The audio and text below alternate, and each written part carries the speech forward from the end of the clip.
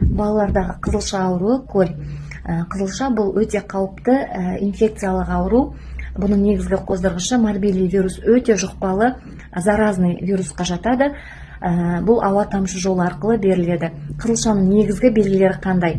Ең алдымен балада дене қызуының жоғарылауы, жөтел, мұрыннан су ағу, жарықтан қорқу, конъюнктивит белгілері байқалады. Және баланың ауыз қуысының шырышты қабатының ішкі жағында ақ дақтардың пайда болуын көреміз. Бұл филатова коплика дақтары. Және аурудың 4-5 күні балада бөртпе пайда болады. Бұл бөртпе ең алдымен бетіне шығады, одан кейін поэтапно бетінен бастап төмен қарай жайыла бастайды. Және бірнеше күннен кейін бұл бөртпе қарайып қабыршақтанады. Қызылша бұл не үшін қауіпті? Бұның біз асқынуынан қорқуымыз қажет.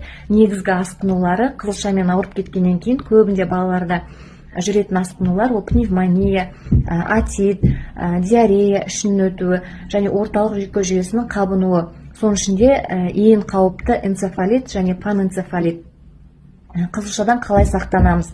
Балаңызды қорғау үшін ең негізгі сақтану жолы ол бізде екпе алу, вакцинация болып табылады. Балаңыздың денсаулығы өз қолыңызда.